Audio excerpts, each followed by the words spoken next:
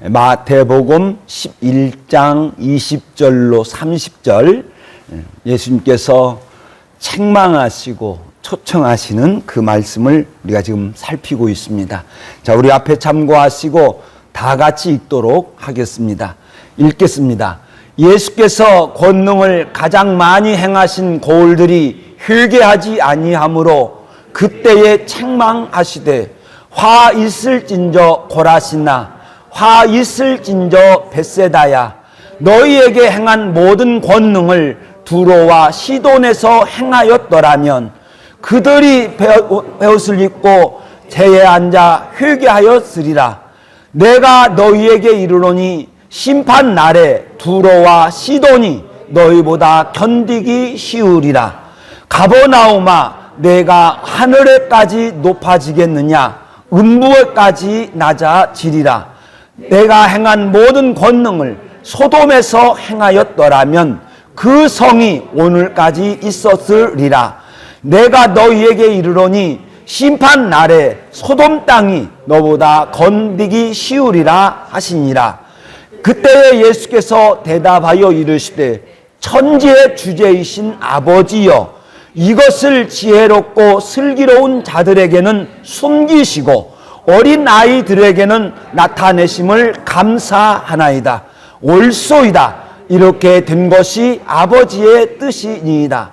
내 아버지께서 모든 것을 내게 주셨으니 아버지 이외에는 아들을 아는 자가 없고 아들과 아들의 소원대로 계시를 받은 자 외에는 아버지를 아는 자가 없느니라. 수고하고 무거운 짐진 자들아 다 내게로 오라. 내가 너희를 쉬게 하리라.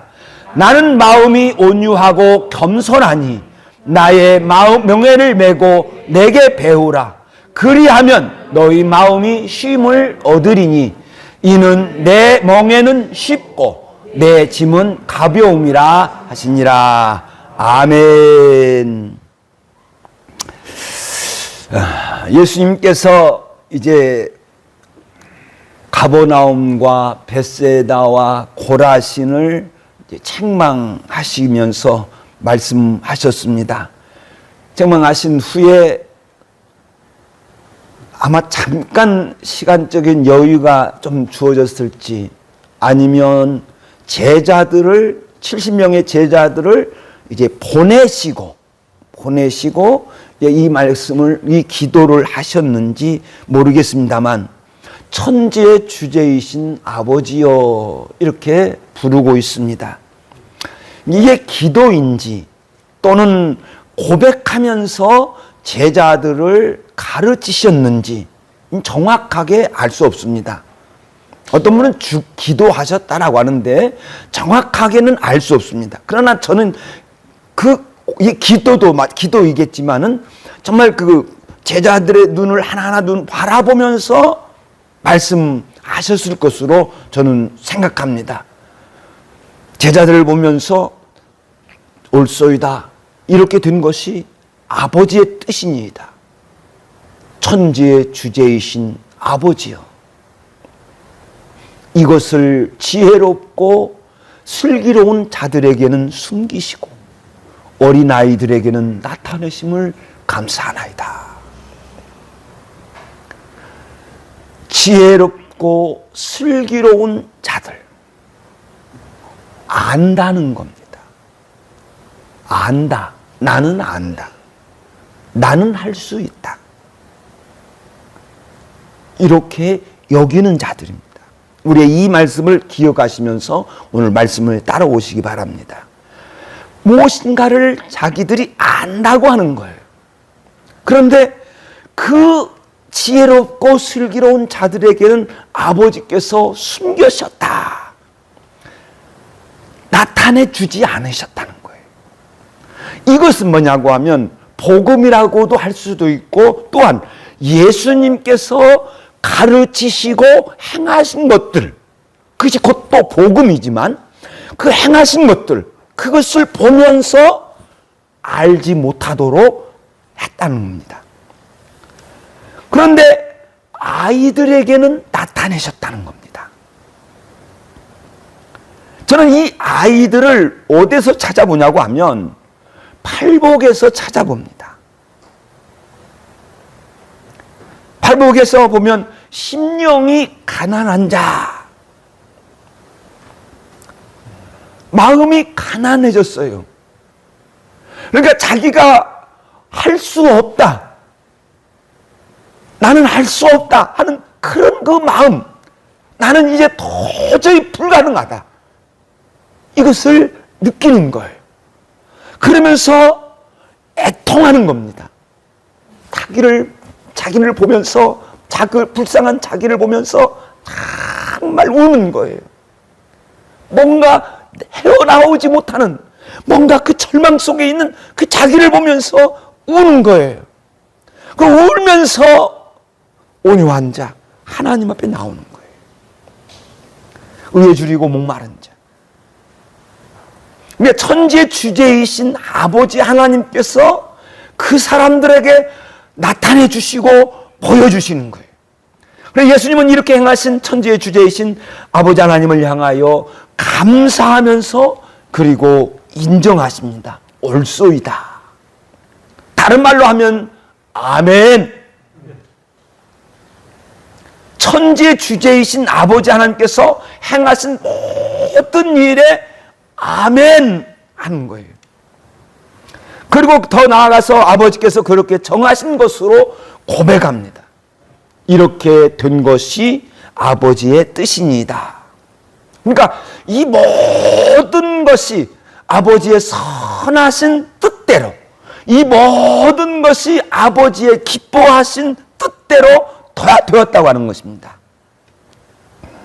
여러분, 맞습니다. 나에게 일어나는 모든 일들, 교회 안에서 일어나는 모든 일들, 나의 삶 속에서 일어나는 그 모든 일들, 어떨 때는 납득할 수 없는 일들이 있습니다. 나와 관계되어서 어떤 일이 정당화시킬 수 없는 그런 것들이 또 있을 수가 있습니다. 어떨 때는 내가 왜 이런 고통을 당하는지, 내가 왜 이렇게 힘들게 살아야 하는지 이해할 수 없을 때가 있습니다. 그런데 나는 믿습니다. 내가 이해할 수 없는, 내가 설명할 수 없는 그 모든 일들이 나에게 벌어지고 있지만 그 속에서는 아버지 하나님의 선하신 인도하심이 있는 줄로 믿습니다. 그래서 아버지의 뜻이라는 거예요. 이 모든 일들은 이렇게 된 것이 아버지의 뜻이니이다, 이렇게 고백하고 있습니다. 사랑 여러분, 여러분들도 어떤 이해할 수 없는 일들, 또 어떤 힘든 일들이 있을 때 그걸 가지고 생각하면서 고민하지 말고 시험 들지 말고 이렇게 된 것이 아버지의 뜻이니이다, 이렇게 주님 앞에 무릎 꿇고 고백하면서 하나님께 나아가는 저와 여러분이 되시기를 예수의 이름으로 축원드립니다. 그리고 이제 아버지 예수님께서 엄청난 사실을 고백합니다. 내 아버지께서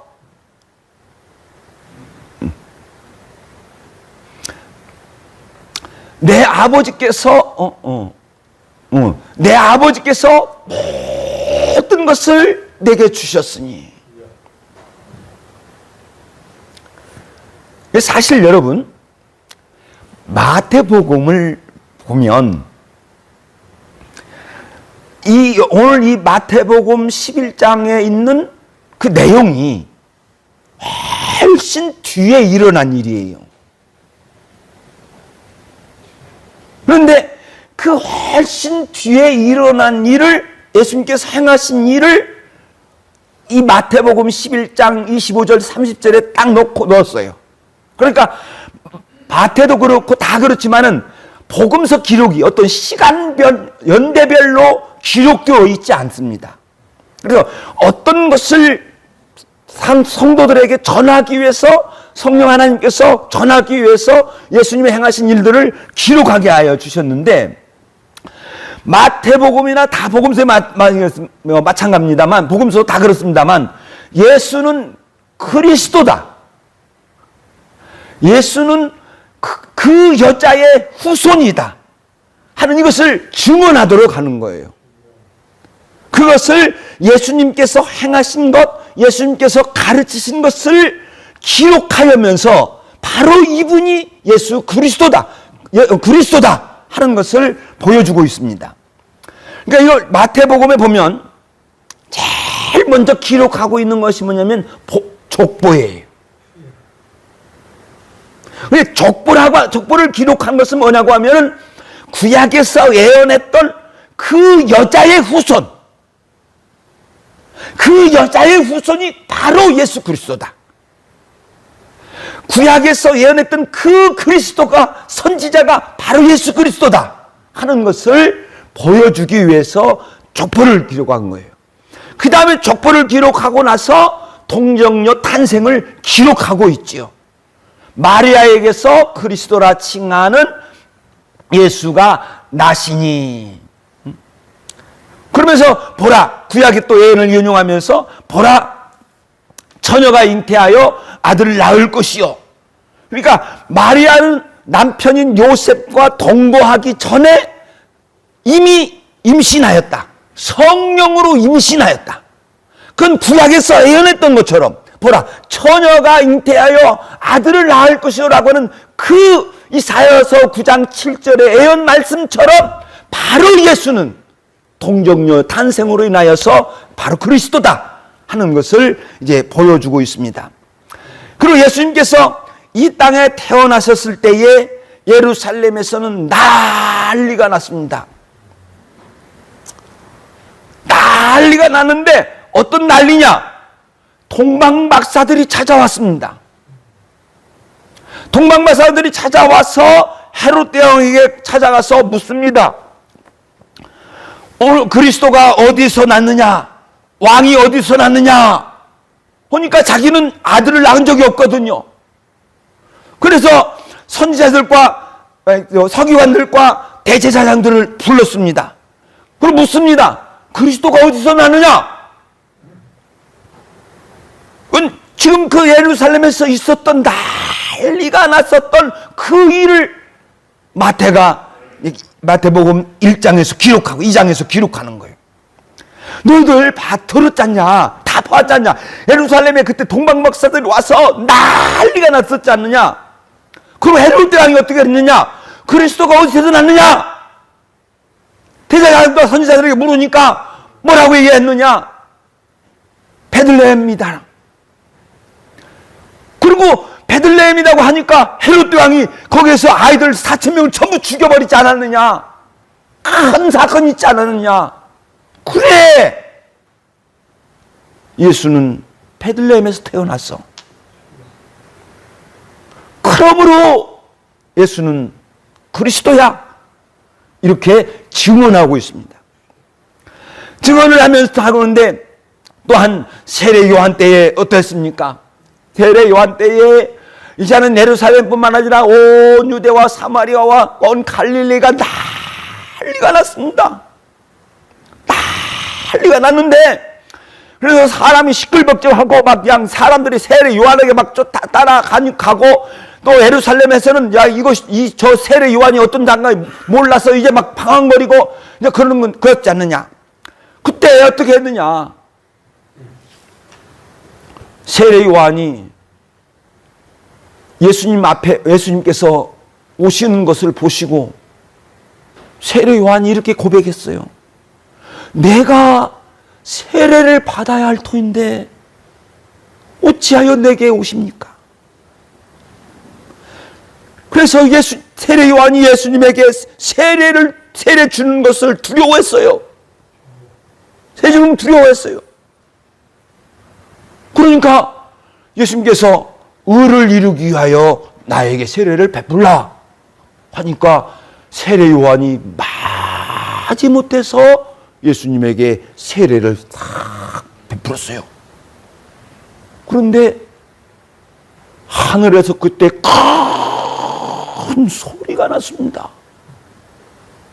쿵 하는 소리가 나면서 들리기를, 이는 내 사랑하는 아들이요 내 기뻐하는 자라. 하늘에서 들렸어요. 여러분, 저 소리를 누구 들었을까요? 그 산에 있는 모든 사람들이 다 들었어요. 세례 요한만 들은 것이 아니고, 예수만 들은 것이 아니고, 그 산에 있는 모든 사람들이 다 들었어요. 그렇지 않느냐? 다 들었다. 들었다는 거는 증거를 우리가 어디서 찾아볼 수가 있냐고 하면 베드로 후서에서 찾아볼 수가 있어요. 베드로 후서 1장 13절에 있는 말씀에 보면, 자, 읽겠습니다. 시작. 이 소리는 우리가 그와 함께 거룩한 산에 있을 때에 하늘로부터 난 것을 들었노라. 하늘로부터 났다는 거예요. 그들 들었다는 거예요.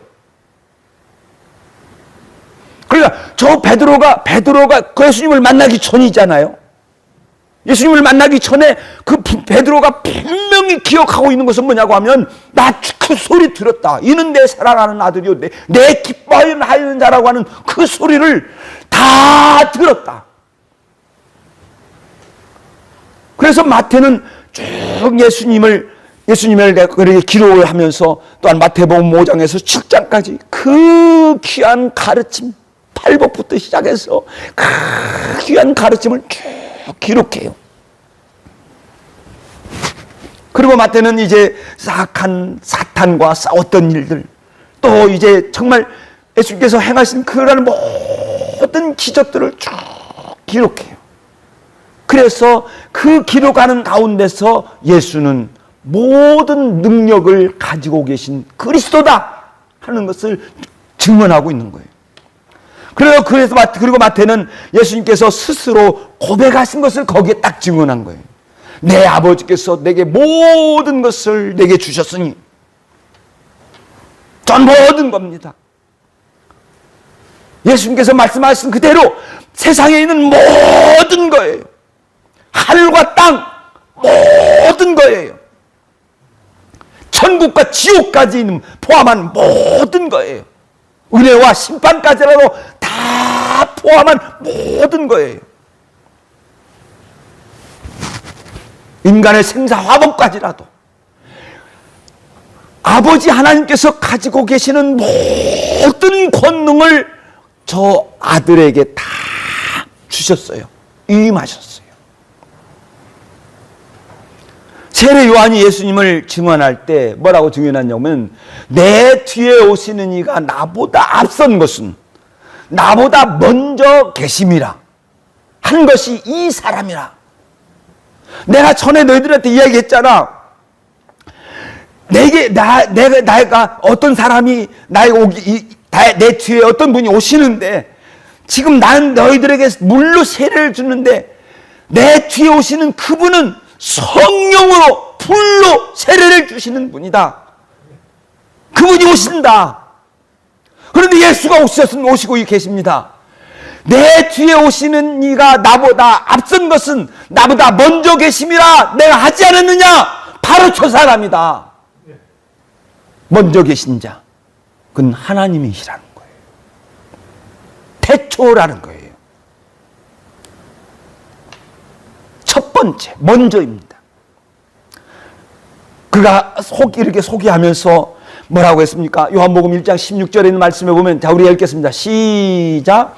우리가 다 그의 증언한 데 충만한, 다시 읽겠습니다. 시작. 우리가 다 그의 충만한 데서 받으니 은혜 위에 은혜로라. 아멘.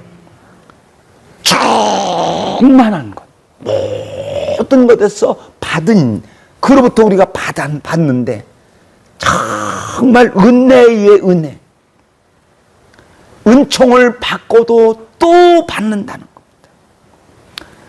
예수님은 모든 것을 아시고 계시기 때문에, 모든 것을 가지고 계시기 때문에 우리들에게 좋은 은혜를 주실 줄로 믿습니다. 그래서 예수께서 내 아버지께서 내게 모든 것을 주셨는데, 모든 권능을 가지고 계시는데 그 예수를 아무나 알 수 없다는 겁니다. 왜? 인간의 모습을 하고 있기 때문에.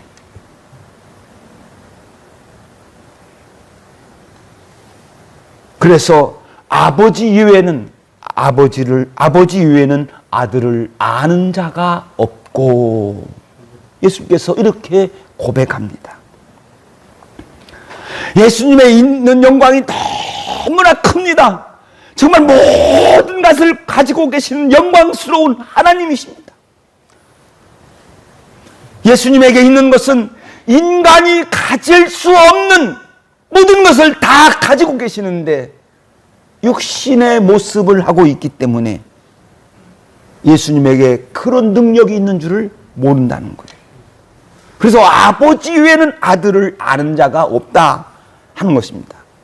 그런데 다행히도 예수님께서 어떻게 말씀하십니까? 아들과 아들의 소원대로, 읽겠습니다. 시작. 아들과 아들의 소원대로 계시를 받은 자 외에는 아버지를 아는 자가 없느니라. 아멘.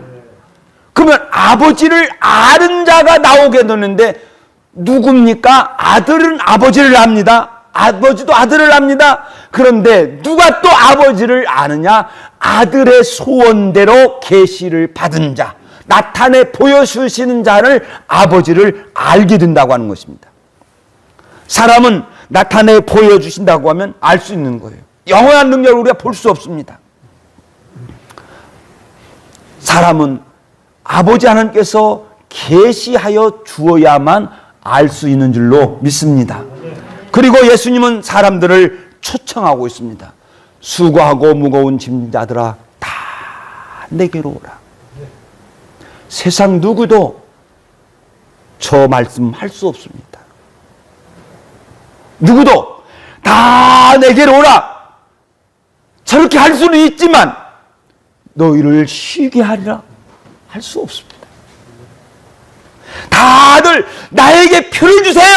그러면 여러분 정말 평안한 곳으로, 영원한 안식으로 이끌어 갈 겁니다. 이렇게 외칠 자 없습니다. 근데 예수님은 사람을 부를 때에 수고하고 무거운 짐진 자들아 이렇게 불렀습니다. 수고하는 자들, 열심히 일하고 애쓰는 자들입니다. 그 모든 사람들이에요. 지금 누구든지 지금 살려고 다 몸부림치고 있어요. 우리 성도들도 마찬가지지만 다 몸부림치고 있어요. 그런데 그 몸부림치면서 깨닫는 자가 있습니다. 수고하고 열심히 살아가면서 그 사람이, 어떤 사람은 깨닫는 것이 있어요.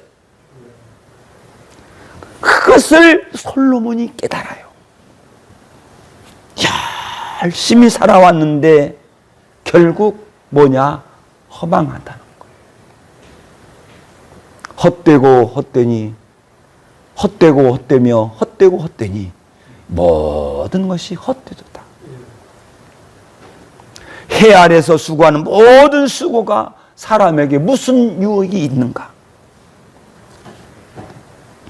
내가 너무 수고해서 열심히 해서 돈을 벌었습니다. 결국 무엇이 유익합니까? 결국 죽는데 그게 나에게 무슨 유익이 있습니까? 진정으로 허망한 거예요. 너무나 허망해요.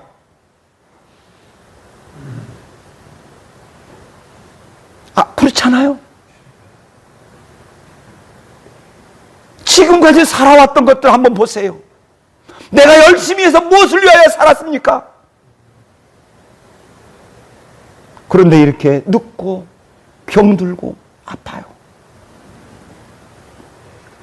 그런데 수고하는 가운데서 어떤 사람들이 아는 것이 뭐냐고 하면, 인생 별거 아니구나. 아무것도 아니구나. 그래서 목마름이 생겨요. 그러면 내가 어떻게 해야지? 내가 어떻게 해야지? 사람에게 무거운 짐이 있습니다. 고통의 짐이 있습니다. 마음을 누르는 짐이 있습니다. 그 무거움이 우리들에게 무엇을 느끼게 합니까? 두려움을 느끼게 합니다. 그 무거운 것이 우리를 어떻게 합니까? 불안하게 합니다.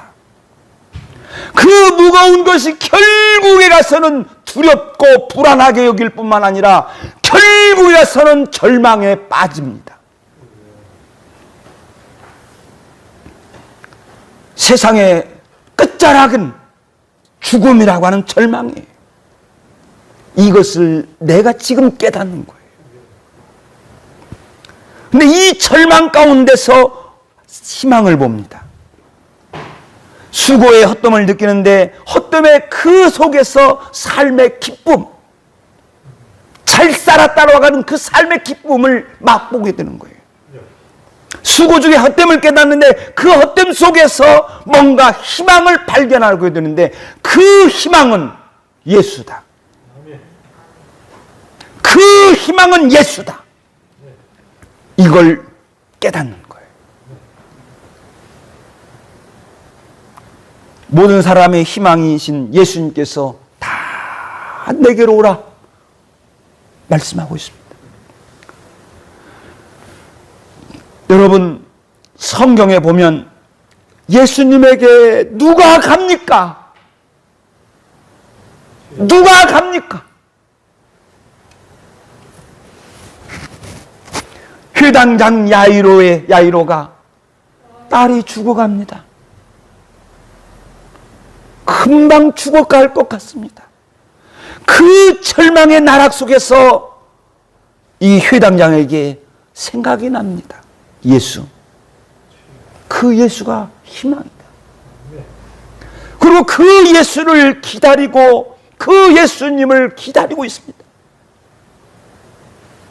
예수님이 오시니까 예수님 앞에 나가서 주여 내 딸이 금방 죽게 생겼으니 오셔서 고쳐 주시옵소서. 희망이신 나의 희망은 예수라고 하는 것을 깨달았을 때에 그 회당장이 예수님 앞에 무릎 꿇습니다. 사랑하는 여러분, 12해의 혈병을 앓는 여인이 정말 고통 속에서, 무거운 짐 속에서 있습니다. 질병이라고 하는 그 무거운 고통 속에서 희망을 봅니다. 예수, 나의 희망은 예수다. 그 희망을 봅니다.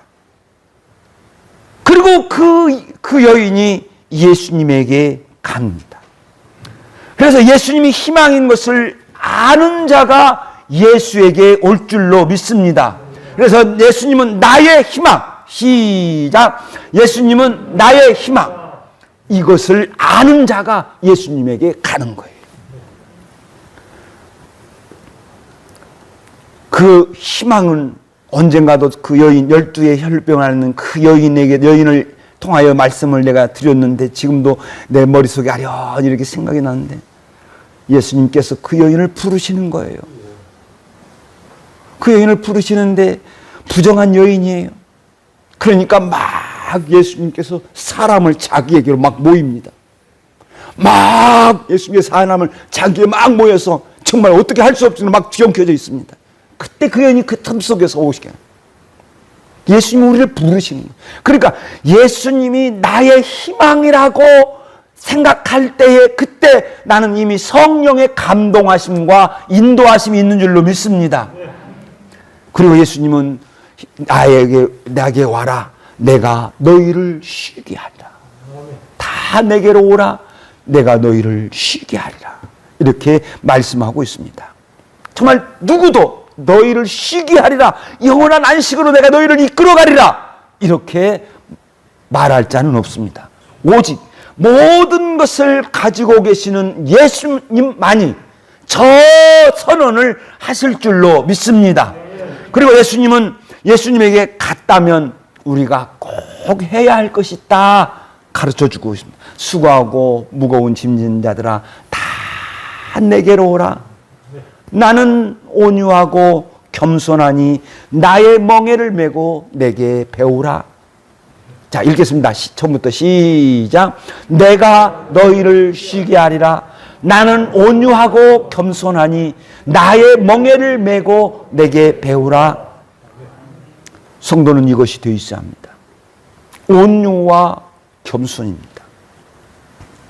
온유는 받아들이는 거예요. 사랑 여러분, 여러분들의 주변에서 일어나는 모든 일들을 다 받아들이시고 받아들이시는 저와 여러분이 되시기를 예수 이름으로 축원드립니다. 다 받아들이세요. 도저히 안 돼! 있을 수 없어! 왜 나만! 그렇게 생각하지 마시고, 그래, 너 와라. 병아, 너 와라. 받아요. 온유해야 됩니다. 그리고 겸손이에요.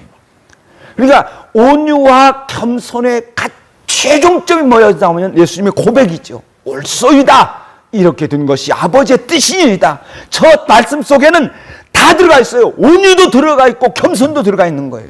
여러분, 하나님 앞에서 여러분 온유하시기를 예수 이름으로 축원드립니다. 하나님이 여러분 섭리하신 줄로 믿으시면 아멘.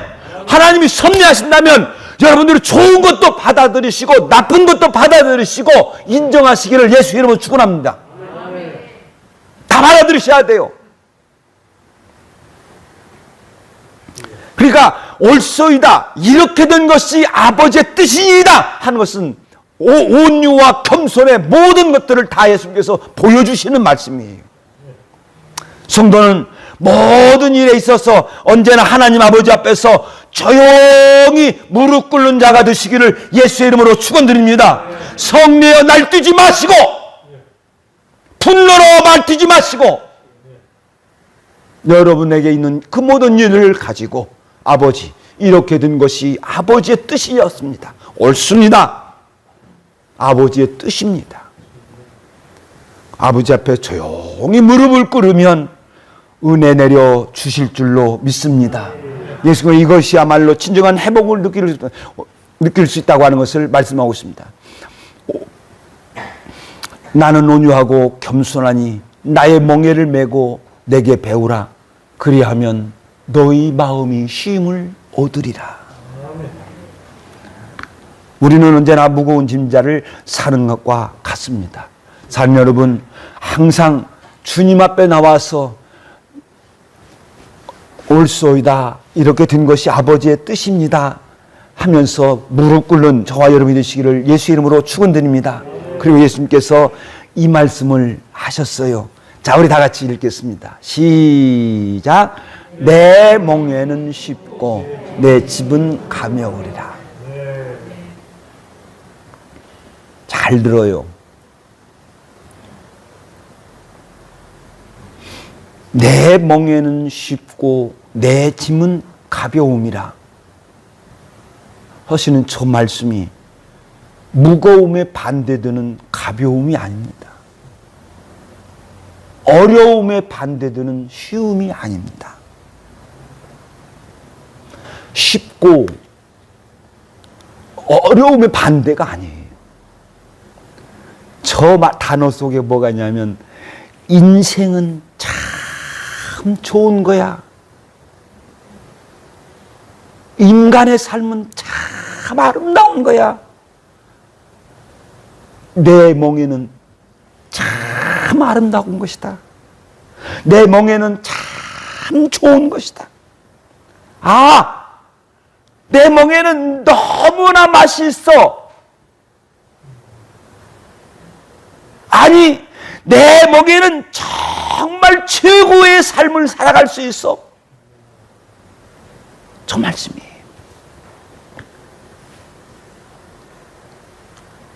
내 멍에는 쉽고 하는 말씀이 어떤 쉽고 어렵고 그것을 말씀하신 것이 아니에요. 우리 잘못 생각하고 있는 거예요. 내 멍에는 쉽구라고 하는 내 멍에를 메고 내게 배우라. 그리하면 너희가 쉼을 얻으리니 내 멍에는 쉽고 아니요 쉽다는 것이 아닙니다. 저것은 내 멍에는 참 좋은 거야. 내 멍에를 너희들이 내 멍에를 메기만 하면 너희들 삶 속에서 야 참 좋게 살았다 이렇게 고백할 거야. 할렐루야. 야 너희들 내 멍에를 메면 말이다. 내 멍에를 말하면 너희들 맛있다. 삶 정말 맛있어. 내 삶 정말 맛있어. 이렇게 고백할 거야. 아니야. 내 멍에는 쉬워. 내 멍에는 너희들 내 멍에를 메기만 하면 너희들 쉼을 얻는데 야 정말 잘 살았다. 이렇게 고백할 거야. 저 말씀이에요. 언제? 예수님의 멍에를 짊어질 때. 그 예수님 멍에는 뭐냐? 나는 마음이 온유하고 겸손하니. 하나님 앞에서 온유하고 겸손하는 거예요.